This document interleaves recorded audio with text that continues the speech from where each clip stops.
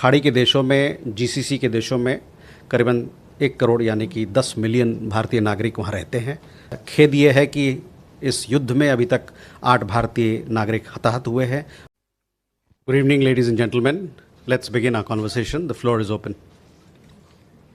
खाड़ी के देशों में, जीसीसी के देशों में करीबन 1 करोड़ यानी कि 10 मिलियन भारतीय नागरिक वहाँ रहते हैं। सभी सुरक्षित हैं।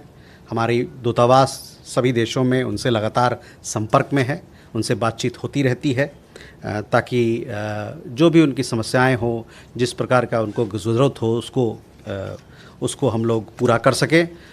खेद ये है कि इस युद्ध में अभी तक 8 भारतीय नागरिक हताहत हुए हैं और एक अभी भी उनको गायब या मिसिंग बताया जा रहा है। तो ये है मोटा मोटा आकलन हमारे भारतीय नागरिकों के बारे में।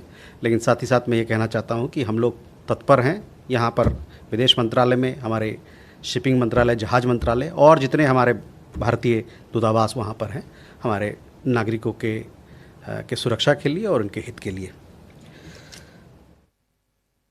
जहाँ हॉर्मुज़ की खाड़ी की बात आपने कही, देखिए जितनी भी गतिविधियाँ हैं खाड़ी को लेके, इस युद्ध को लेके, इस कॉन्फ्लिक्ट को लेके और हॉर्मुज़ को लेके, उस पर हम इस सारी गतिविधियाँ पर अपना नज़र बनाए हुए हैं।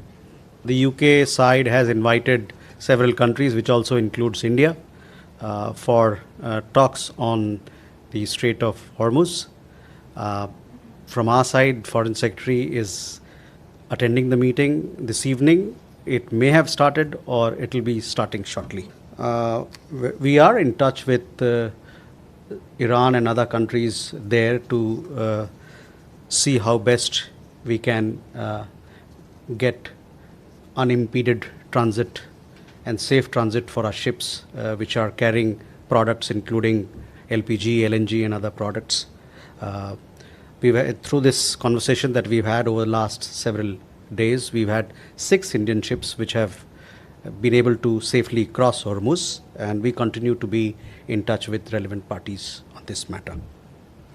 भारत और आपने भूटान की बात की। भूटान और चीन के बीच में या कोई अन्य देश के बीच में, हमारे पड़ोसियों के बीच में जब बातचीत होती है तो हम लोग उसको उन सारी गतिविधियों को अपने नज़र में रखते हैं और जिस प्रकार का कोई अगर उठाना होगा कदम तो उसको हम लोग उचित कदम उठाते हैं।